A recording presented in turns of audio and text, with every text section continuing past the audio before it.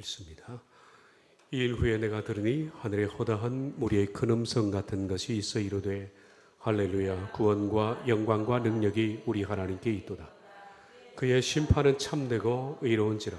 음행으로 땅을 더럽게 한 음녀를 심판하사 자기 종들의 피를 그 음녀의 손에 갚으셨도다 하고, 두 번째로 할렐루야 하니 그 연기가 세세토록 올라가더라.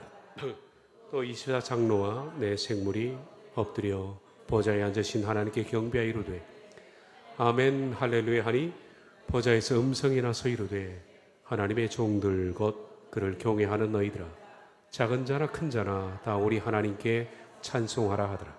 또 내가 들으니 허다한 물이 음성과도 같고 많은 물소리와도 같고 큰 우리 소리와도 같은 소리로 이르되 할렐루야, 주 우리 하나님 곧 전능하신 이가 통치하시도다. 우리가 즐거워하고 크게 기뻐하며 그에게 영광을 돌리세. 어린 양의 혼인계약을 얻고 그의 아내가 자신을 준비하였으므로 그에게 빛나고 깨끗한 세마포 옷을 입도록 허락하셨으니 이 세마포 옷은 성도들의 옳은 행실이로다 하더라. 아멘.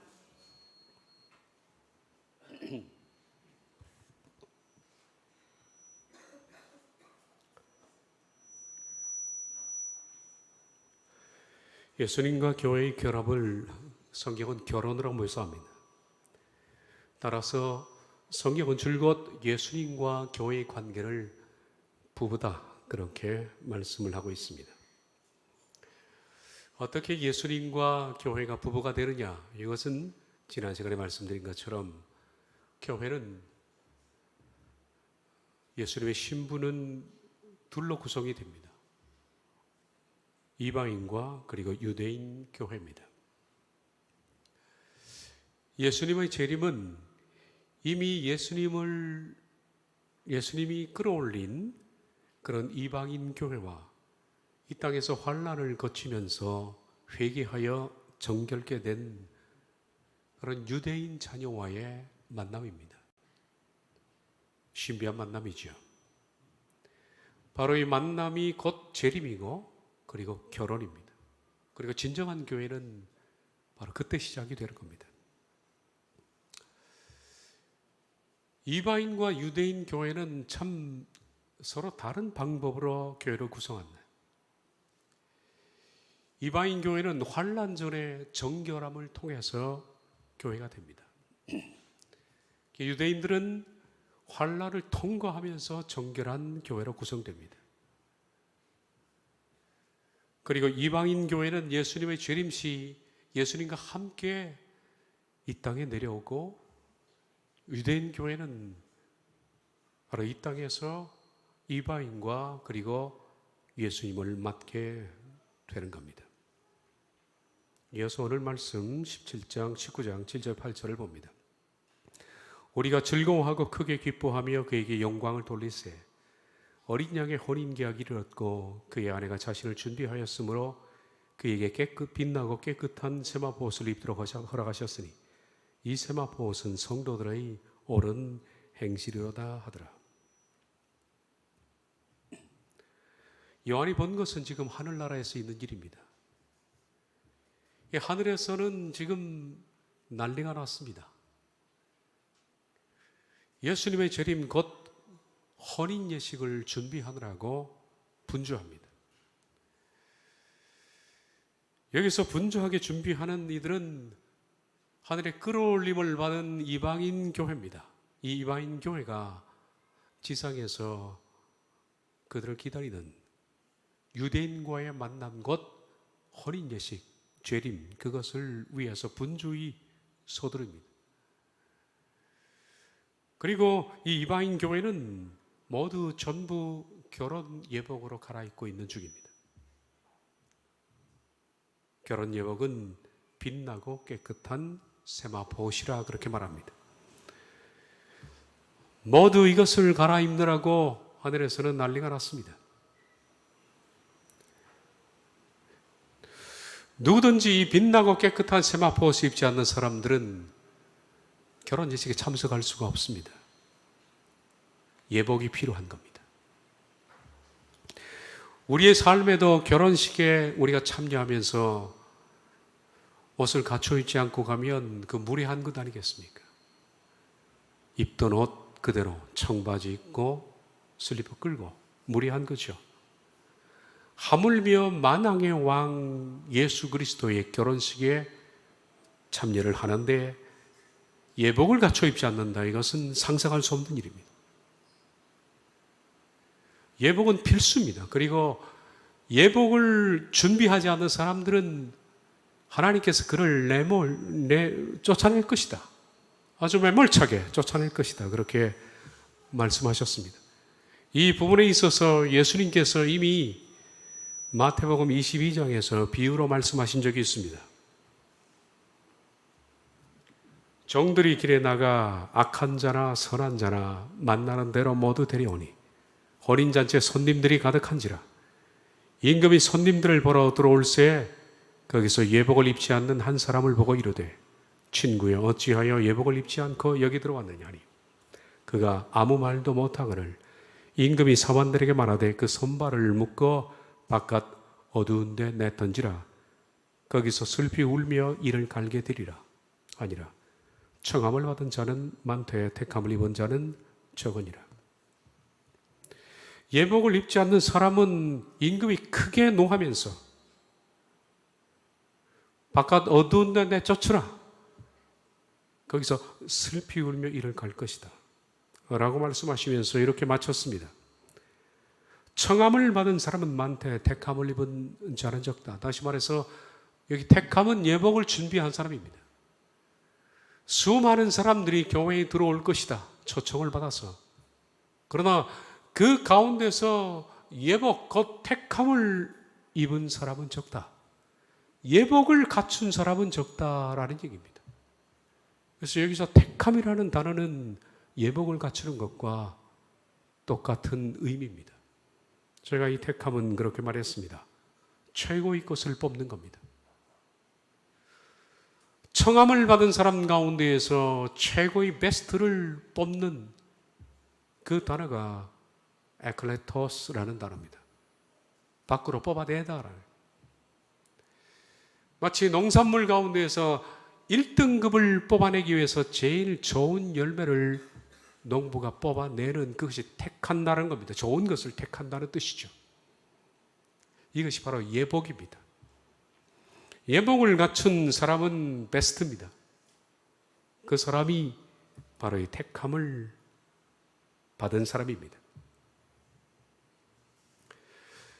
이 비유는 앞서 우리가 읽지는 않았지만은 그 비유 앞쪽에는 이스라엘 얘기가 나옵니다. 그리고 여기는 교회 얘기입니다. 그 이전에 예수님께서 이스라엘에게 먼저 초청을 했다. 이제. 그러나 이스라엘 백성들은 모두 다 구원 초청을 거부했습니다. 그 사람들은 바쁘다는 핑계로 한 사람은 산원밭을 일구러 나가고 산원소를 테스트하러 나가고 이리 바쁘고 저리 바쁘고 관심이 별로 없는 겁니다. 주인이 노했습니다. 그리고 이스라엘을 완전히 징계한 뒤에 화가 나서 종들에게 말합니다. 거리로 나가서 이들 말고 지나가는 어떤 사람이든 다 데려와라. 저는 자든 못 보는 사람이든 다 누구든지 데려와라. 그렇게 해서 구원이 이스라엘에서 이방으로 넘어가게 된 비유 말씀이 말씀입니다. 하나님의 구원 계획은 원래 이스라엘에서부터 시작하는 겁니다. 이스라엘이 목적이 아니라 이스라엘을 통해서 이방을 구원하는 것이 목적입니다. 그러기 위해서는 이스라엘이 먼저 성화가 되어야 되고 택함받은 백성이 되어야 되죠. 하나님은 그렇게 해서 이스라엘의 집단적 구원이 이방인을 구원할 것이라고 그렇게 계획을 했는데 우리가 아는 것처럼 이스라엘은 항상 거부했습니다. 암탉이 자기 새끼를 날개 아래 품으려 한 적이 몇 번이냐? 그러나 너희가 거부한 겁니다. 그래서 하나님의 구원 계획은 어떻게 바뀌었느냐? 먼저 이스라엘에서 이방이 아니라 반대로 이방을 구원하시고 교회를 세우셔서 그리고 이방인의 충만한 수가 채워지면 로마서 11장 25절. 이방인의 시대를 끝내고 그 다음 이스라엘을 구원하겠다. 하나님의 구원 계획은 이스라엘을 취소하신 것이 아니라 구원의 계획이 바뀐 겁니다. 이스라엘에서 이방으로, 그들이 배역함으로 이방에서 이스라엘로.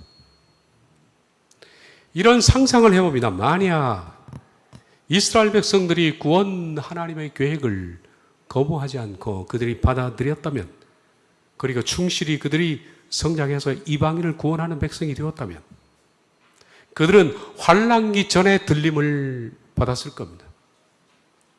그리고 이방은 우리는 어떨까요? 환란을 통과한 뒤에, 환란기를 통해서 정결하게 된 뒤에 구원을 받게 됩니다. 그렇게 된다면 요한계시록 19장은 바뀌었겠죠. 예수님이 재림 때 하늘에서 유대인 교회가 내려오고 이 땅에서는 환란을 거친 이방인 교회가 남아서 그들을 맡게 될 겁니다. 그러나 이 자체가 바뀐 겁니다. 아주 바뀌어버렸습니다. 이스라엘의 겁으로 구원의 계획은 변경이 됐습니다. 변경이 되자 이제는 누구든지 차별 없이 초청을 하게 됩니다. 종들이 길에 나가 악한 자나 선한 자나 만나는 대로 모두 데려오라. 다 데려오라. 그렇게 변경이 됐습니다.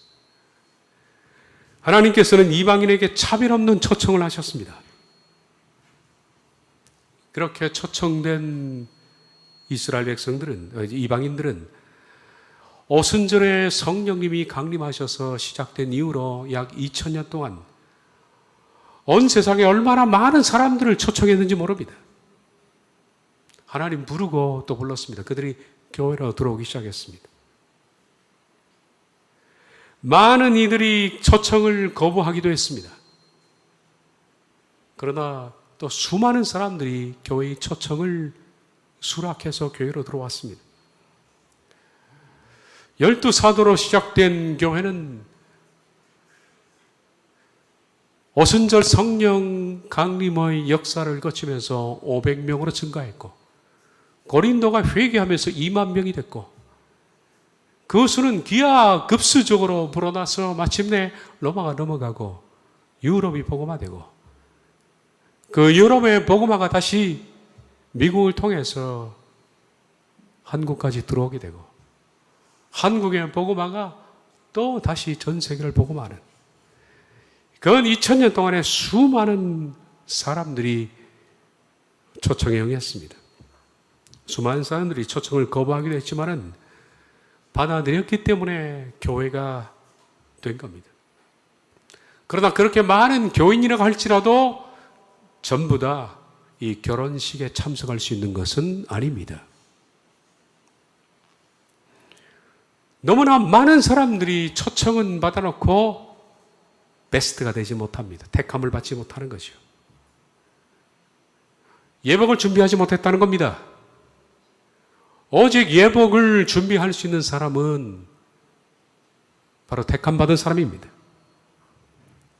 그런데 성경이 오늘 말씀하는 것처럼 청함 받은 사람은 많되 택함 받은 사람은 적으니라 한 것처럼 예복을 준비한 사람이 몹시 적다는 데 문제가 있습니다.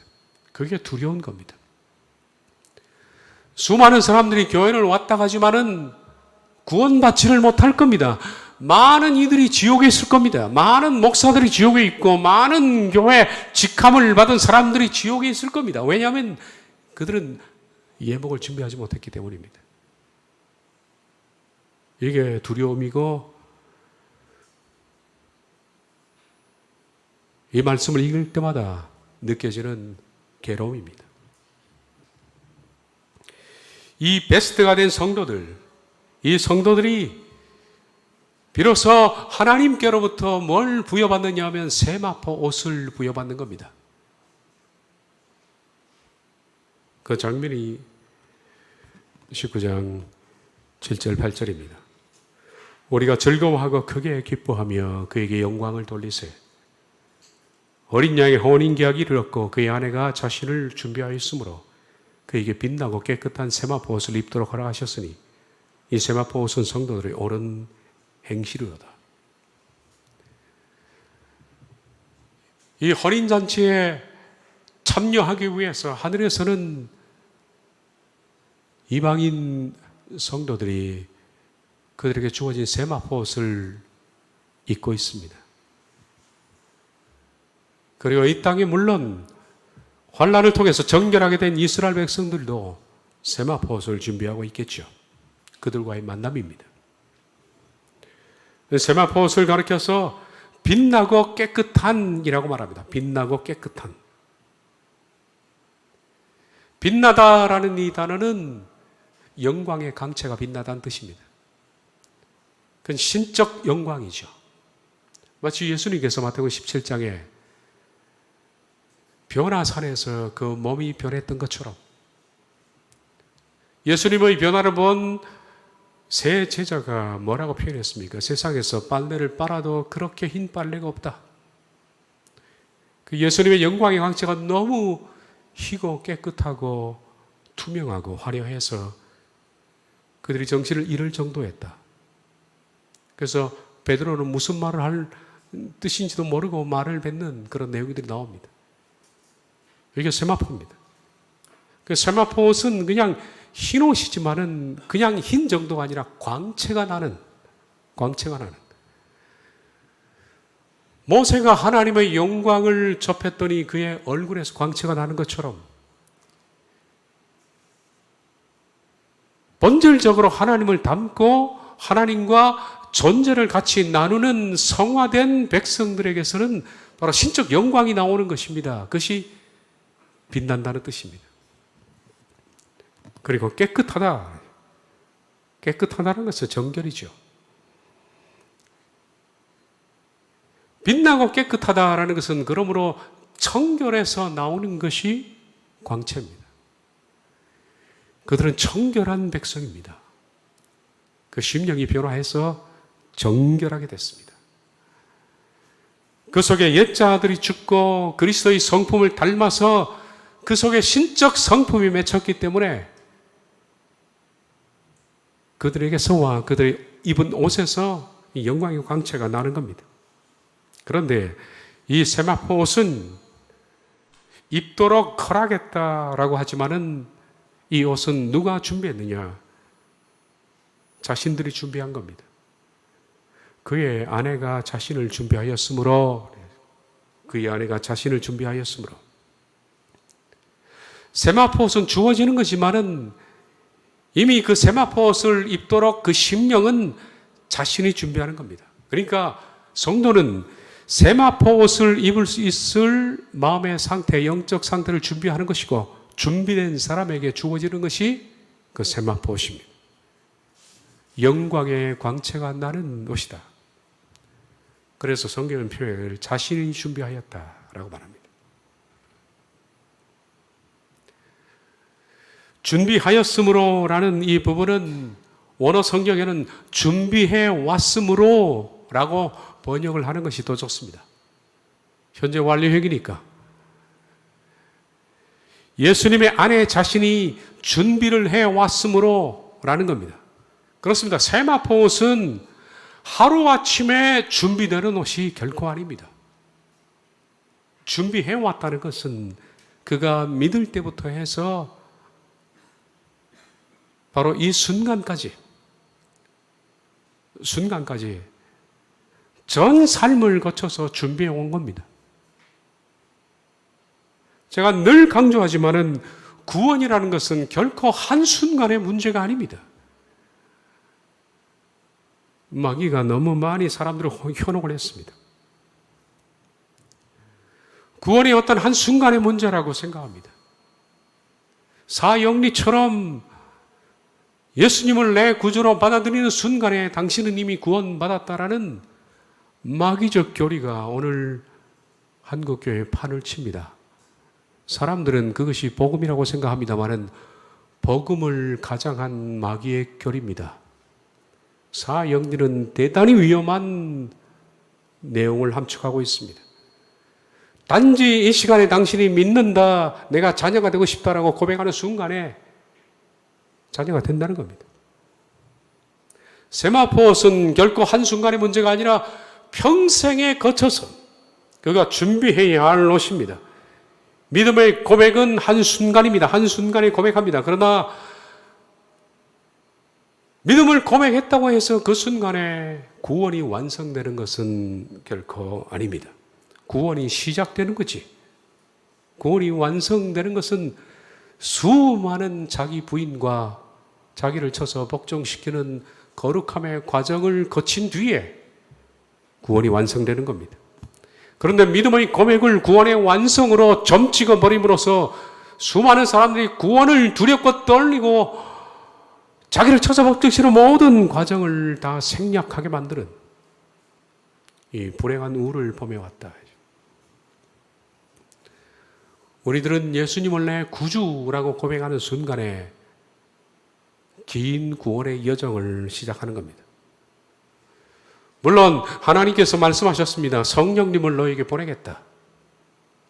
그러나 구속은 예수 그리스도께서 이루신 거지만은 구원은 결코 성령님이 이루시는 것이 아니라 성령님은 우리를 돕는 자입니다. 그래서 그분을 보혜사라고 부른다고 제가 말씀드리지 않았습니까? 보혜사는 주체가 아니라 보조자입니다. 우리가 구원을 이루려고 애를 쓸 때 성령님은 옆에서 우리를 도와주시는 분입니다. 그러므로 구원의 주체는 바로 우리입니다. 구원의 주체가 내가 아니라면 하나님께서는 하나님이 지옥을 어떤 사람을 보내고 하나님이 천국을 보내는 꼴이 됩니다. 그렇지 않습니다. 지옥은 자기가 선택해서 가는 것이고 천국도 자기가 선택해서 가는 것입니다. 그러므로 가장 공의로운 하나님께서 결코 누구를 억지로 지옥에 보내는 것이 아니라 자기가 걸어가는 길입니다. 날마다 자기를 부인하고 자기 십자가를 지고 그래서 거룩함의 열매를 맺어야 한다.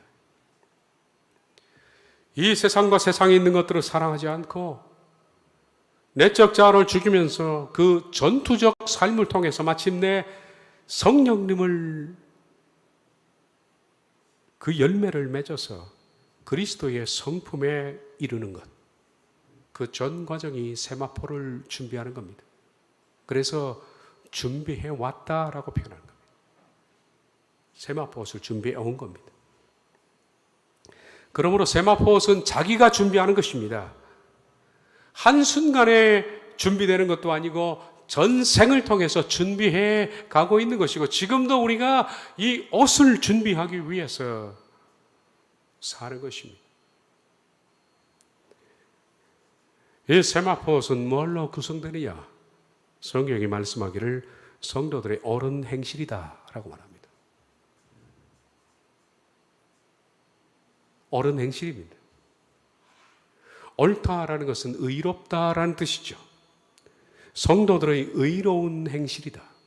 다시 말해서 하나님께서 의롭다고 칭하는 겁니다. 칭입니다.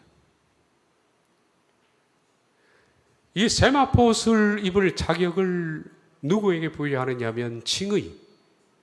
하나님께서 의롭다고 칭해주는 그 사람에게 세마포옷을 입혀주는 겁니다. 의롭다는 것은 불의한 것에서 끊임없이 회개하여 탈출한 겁니다. 일평생을 거쳐서 내 속에 불의하고 더럽고 추악한 것들을 털어내고 마침내 의로운 상태에 이르렀을 때 하나님께서 의롭다라고 칭해주는 겁니다. 그게 칭의입니다. 그런 사람에게 주어지는 것이 세마포옷입니다. 그러므로 칭의라는 것은 종말적이지 절대로 우리가 믿는 순간에 칭의를 받는 것이 아닙니다. 장로교 신학의 가장 치명적인 부분이 뭐냐 하면 우리가 믿는 순간에 칭의부터 주어지는 겁니다. 이것은 반성경적인 것이 분명합니다. 성경은 절대로 믿는 순간에 의롭다고 말하지 않았습니다. 그런데 장로 교리가 그렇게 만든 겁니다. 믿는 자는 믿음을 가진 뒤에 회개하여 영화와 성화의 삶을 꾸준히 살다가 결과적으로 의롭다라고 칭의를 주는 것이 구원의 성경의 구원관인데, 신학은 이것을 뒤집어 가르침으로써 칭의를 얻기 위한 교인들의 발버둥을 완전히 외면하게 만들었다. 장로교육에서 가르치는 구원의 서적이 있습니다.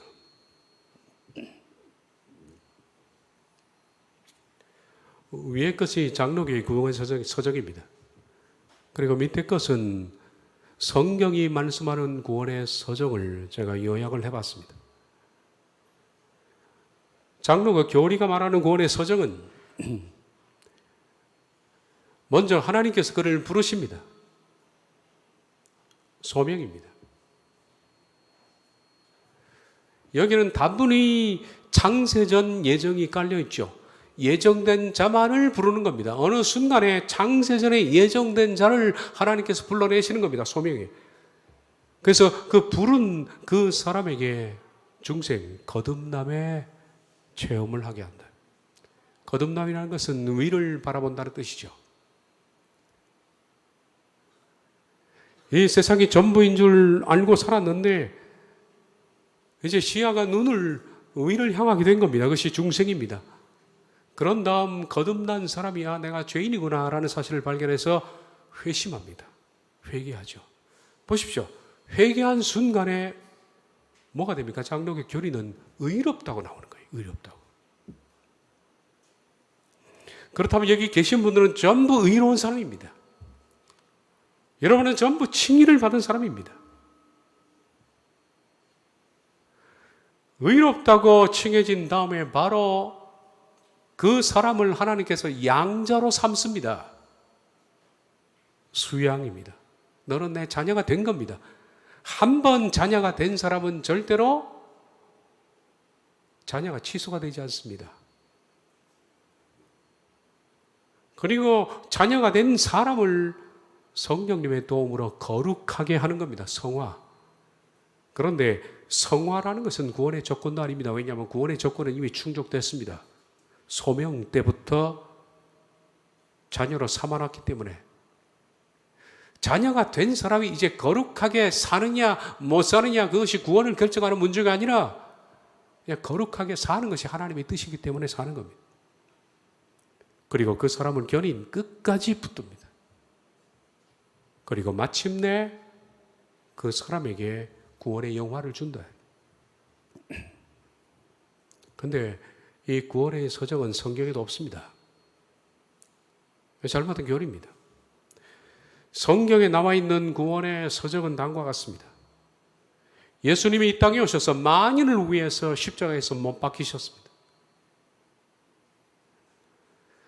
택정함을 받은 사람만이 아니라 모든 만인을 위해서 다 오라 이거예요. 누구든지 오라. 믿는 자는 내가 구원하겠다. 그래서 인간과 하나님 사이에 죄로 막혀진 그 담을 자신의 피로 헐었습니다. 그래서 구속은 예수님이 홀로 이루신 하늘과 땅에 막혔던 담들을 허무는 작업입니다. 이 구속을 받아들이고 받아들이지 않는 것은 본인의 선택에 달렸습니다. 어떤 사람들은 예수님의 구속을 받아들이지 않아 처음부터.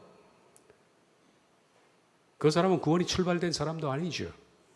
그런데 우리들은 예수님이 모든 사람을 위해서 죄를 사하기 위해서 십자가에 죽으셨다라는 사실을 받아들임으로써 뭐가 됐습니까? 중생이 된 겁니다. 아, 그렇구나.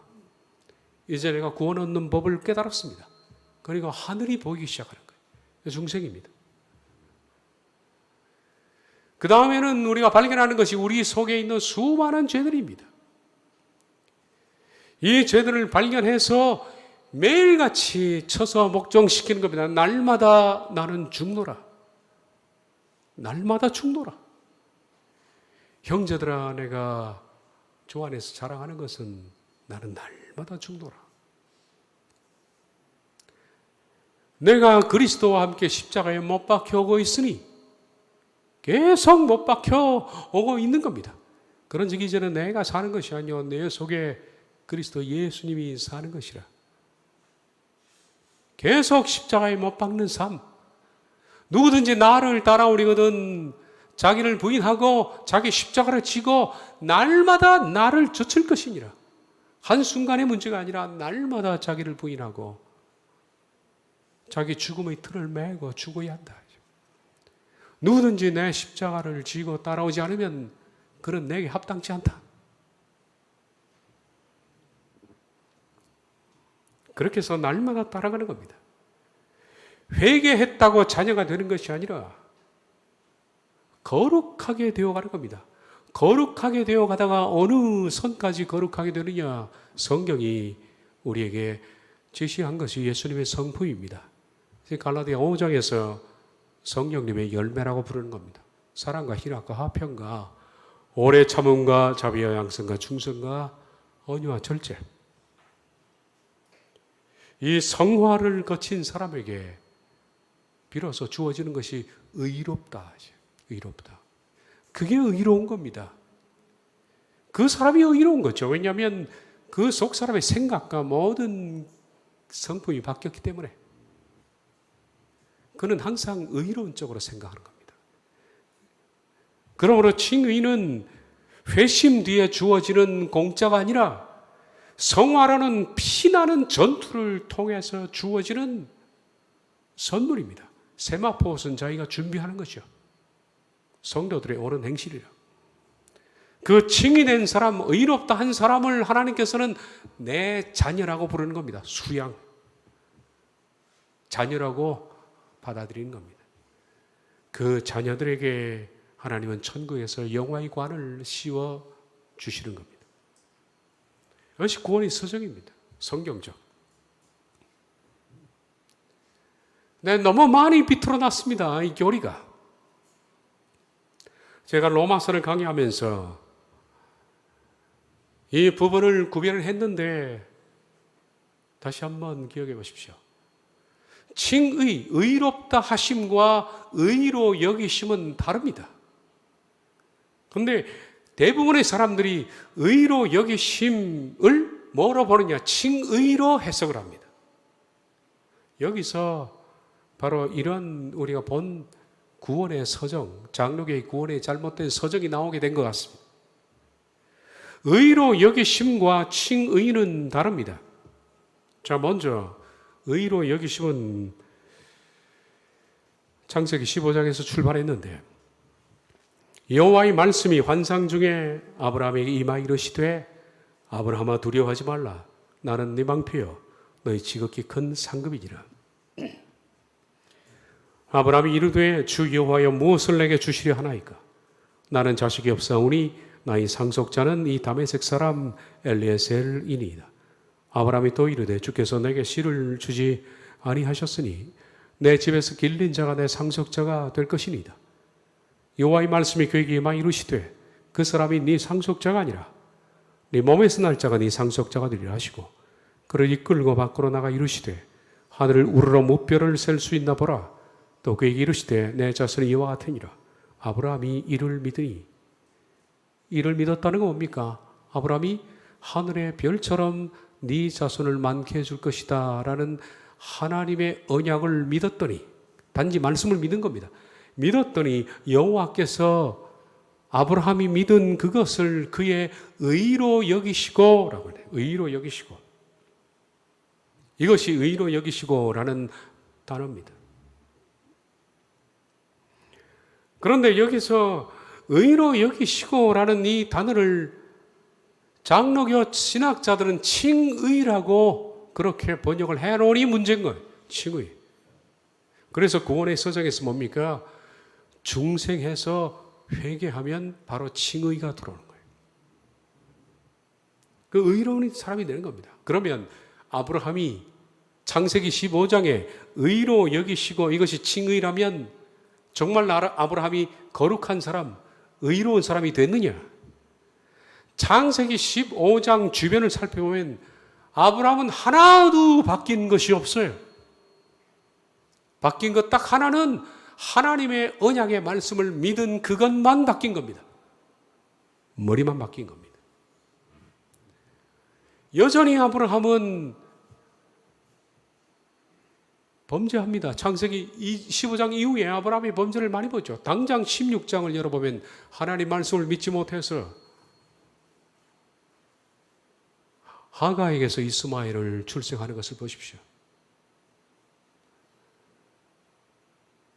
하나님 분노의 대상입니다.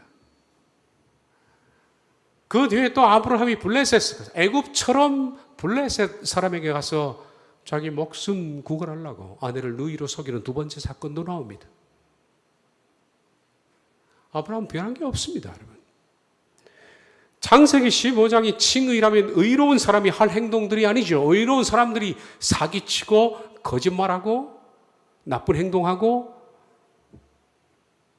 그게 정당화되는 것이 칼빈주의의 칭의론입니다.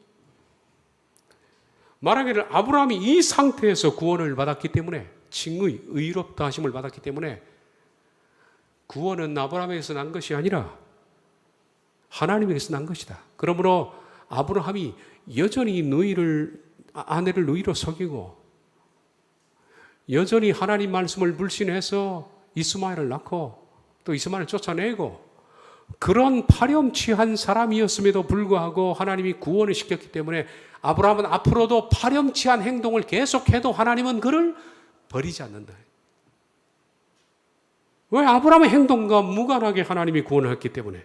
그러므로 칼빈주의 구원론은 내가 믿는 순간에 의롭게 됐기 때문에 어떤 나쁜 행동을 해도 칭의는 취소되지 않고 하나님의 자녀의 자격은 상실되지 않는다는 겁니다. 이것이 구원파 교리하고 다른 게 없다.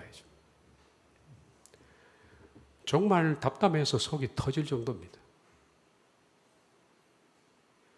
대부분의 신학자, 그리고 신학자에서 배운 목회자들, 그리고 그 목회자에게 설교를 듣고 공부를 배워왔던 교인들, 이 교인들이 창세기 15장에 의로 여기시고 이걸 칭의로 읽고 있는 겁니다. 그런데 눈이 있으면 다시 보라. 의로 여기시는 것이 어째 칭의입니까? 칭의는 의롭다 하시는 것인데 의롭다 하시는 것과 여기시는, 하시는 것과 여기시는 것은 다른 문제, 전혀 다른 단어임에도 불구하고 칭의로 읽는 것은 난독증 환자라는 사실이지요. 내가 읽고 싶은 것만 읽고 싶은 난독증입니다. 창세기 15장 여기에 아브라함이 의롭다 여기심을 받았는데 그러면 성경이 말씀하시는 아브라함의 칭의는 언제냐? 아브라함은 창세기 15장에 갈대아 우르를 나와서 얼마 되지 않는 이 상태에서 의롭다 칭함을 받은 것이 아니라 의로 여기심을 받은 것이고 아브라함이 칭의를 받은 것은 아브라함의 말년입니다.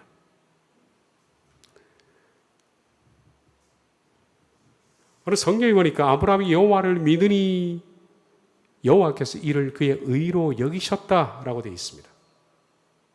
의로 여기셨다. 이 부분을 번역을 하고 넘어가는 게 좋겠다. 맨 앞에 나와 있는 엘로기스테는 간주하셨다라는 것이에요. 간주했다라는 것은 비슷하게 봤다라는 뜻이죠. 간주하셨다. 그리고 뒤에 나온 두 번째 아우토는 그에게라는 뜻입니다. 그는 아브라함에게입니다. 그리고 에이스라는 단어가 무엇을 향하여라는 방향 전치사입니다. 그리고 맨 뒤에 나오는 디카이노 시네가 의입니다. 직역을 하자면 하나님께서는 아브라함에게 의를 향한 것으로 간주하셨다. 이게 의로 여기셨다라고 번역된 거죠. 의를 향한 것으로 간주하셨다라는 겁니다. 의를 받은 것이 아니라 의의 방향으로 가는 것으로 여겨주셨다라는 겁니다. 그렇습니다. 창세기 15장은 칭의가 아니라 이제부터 네가 칭의라는 상황으로 가는구나 하는 것으로 하나님이 간주하신 겁니다. 자, 우리가 부산을 가기 위해서 서울역에서 기차를 탔습니다. 그러면 부산을 가는 것으로 간주하는 겁니다. 그게. 부산을 향해 부산의 티켓을 끊었으니까 간주하는 겁니다. 그런데 간주하는 것인데 사람들은 이렇게 해석한다면 부산에 기차를 탔는데 부산에 도착했다. 다른 말이죠. 도착하지 않았습니다. 앞으로 시간이 걸쳐서 이 기차를 타고 계속 가면 그런 식으로 살면 부산에 도착할 것이다라는 것을 간주하는 것과 도착한 것은 다릅니다. 의로 여기시는 것은 의를 향하여 네가 방향이 전환됐구나 하는 것을 인정해 주시는 겁니다. 지금은 형편없죠? 너희는 아내로 속이기도 합니다. 거짓말도 하고 사기도 칩니다. 두려워 떱니다. 말씀을 믿지 못하는 문제가 많은 사람입니다. 아주 여전히 육신이 살아있는 사람입니다. 그런데 하나님을 믿었습니다. 하나님 말씀을 믿었습니다. 네 자손을 하늘의 별처럼 많게 해줄 것이다. 아브라함이 그를 믿으니 네가 앞으로 의를 향해서 가는 것으로 간주해 주신 겁니다. 그러므로 칭의는 창세기 15장이 아닙니다. 창세기 15장을 굳이 영어로 붙이자면 칭의를 향한 시작이라. 그것이 여기심입니다. 그 후에 아브라함은 창세기 15장에 의를 향하여 방향 전환이 된 것으로 하나님이 시작하셨는데 그때로부터 해서 아브라함이 칭의를 받은 것은 15장에서도 한참 지나간 창세기 22장입니다. 그때 의로움을 받은 겁니다. 이 사실에 대해서는 야고보서 2장 21절에 이와 같이 말씀하고 있습니다.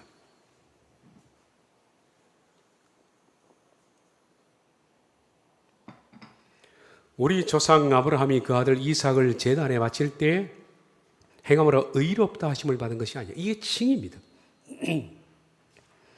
아브라함의 칭의는 야고보서가 말하고 있습니다. 이삭을 제단에 바쳤던 창세기 22장 그때 가서야 아브라함이 의롭다 여기심을 받았다. 그리고 22장 이후에는 아브라함과 사라의 죽음이 나옵니다. 아브라함의 말년입니다. 지금. 칭의는 아브라함의 종말적입니다. 창세기 15장에 당시 아브라함의 나이가 몇 살이냐? 대충 그 당시 아브라함의 나이가 80세 정도로 추정됩니다. 75세 때 갈대우르를 나왔으니까. 그리고 가나안 땅에 들어왔죠. 몇 가지 우여곡절의 사건을 겪은 뒤 대충 5년 정도 흘렀을 것이다 보는데 그러면 창세기 15장에 의로 향하여 방향 전환이 됐다. 의로 여기심을 받았다는 그때가 아브라함의 80세 정도로 추정이 됩니다. 그리고 야고보서에서 말하는 아들 이삭을 제단에 바칠 때 칭의를 받은 이때의 나이는 최소 120세 정도는 됩니다. 왜냐하면 100세에 아브라함이 이삭을 낳거든요. 그리고 이삭이 적어도 20살 이상이 됐을 것으로 봅니다. 그 아들을 모리아산에서 제사드리기 위해서 가지 않습니까? 그러니까 창세기 15장과 창세기 22장 의로 여기신 사건과 칭의의 사건 사이에는 몇 년의 시간이 격차가 있느냐면 최소 40년 이상의 삶이 있다는 거예요.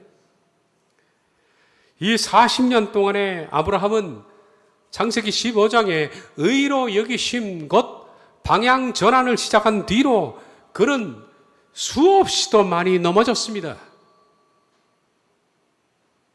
너는 칭의를 향해서 가고 있구나라고 하나님이 말씀하셨는데도 여전히 제 목숨 부지하려고 아내를 의라고 속이고 그리고 재물 받고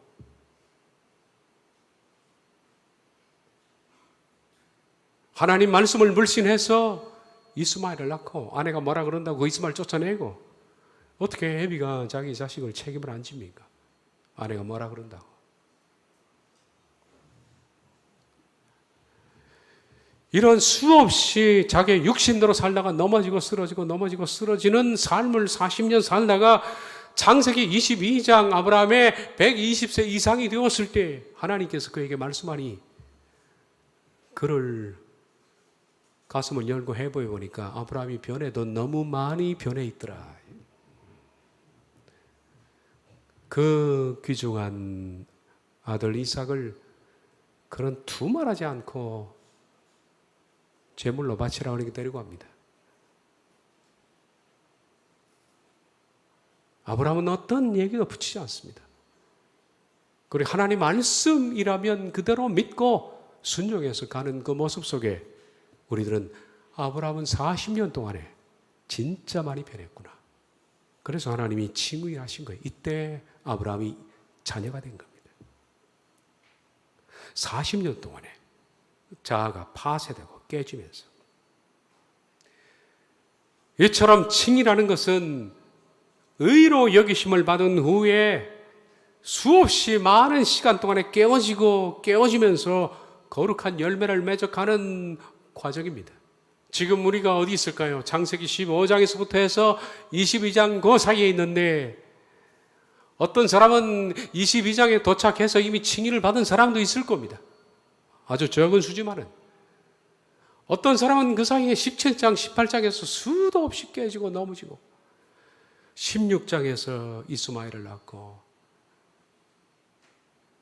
또 블레셋 사람이랑 가서 아내라고 속이고 누이라고 속이고 18장에 가서는 천사 셋이 와서 그 중에 한 분이 여호와 하나님인데 아브라함에게 자녀를 줄 것이다 그러니까 사라도 웃고 아브라함도 웃고 그렇게 말씀을 믿지 않고 방황하는 많은 시간들이 있었습니다. 그 시간들을 거치면서 그는 깨지는 겁니다. 하나씩 하나씩 거쳐나가고 깨지고 그래서 22장과 같은 사람이 되는 겁니다. 여러분과 저는 칭의를 받은 것이 아닙니다. 아직 하나님의 자녀가 된 것이 아닙니다. 의를 향하여 가고 있는 것이고 우리들은 하나님의 자녀로 되기 위해서 지금 살고 있는 것입니다. 단 우리가 창세기 15장에서 22장을 향해서 가면서 수없이 넘어지고 깨지지만 그 실패를 반복해서 끝까지 가느냐 하는 것이 문제인데 많은 사람들은 중도의 길을 바꿀 수가 있는 겁니다. 그런데 오늘날 구원의 서적에서 칼빈주의 교리는 이와 같이 얘기를 했죠.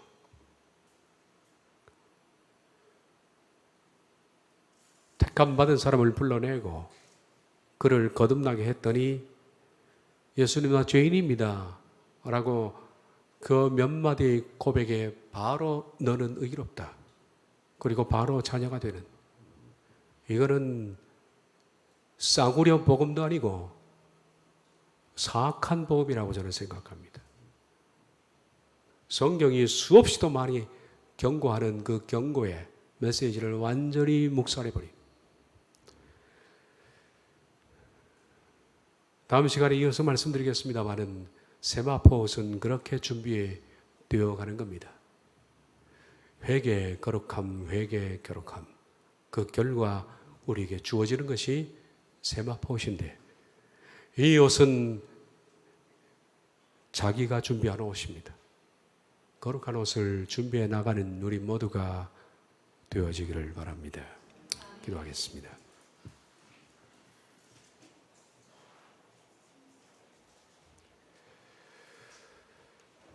자비로우신 하나님, 우리들은 지금 창세기 15장부터 시작을 해서 어떤 이들은 16장에 와 있고 17장에도 와 있습니다. 그리고 아주 드물긴 하지만 22장을 지난 사람도 있고 그렇게 해서 우리들은 인생의 머리야 산 하나님께서 우리를 의롭다 여기시는 그 과정을 지나서 칭의하시는 그 삶을 향하여 그 머리야 산 정상을 향하여 끝없이 회개하고 거룩한 삶을 살아 마침내 세마포옷을 준비해 나가게 하옵소서. 예수님의 이름으로 기도하옵나이다. 아멘.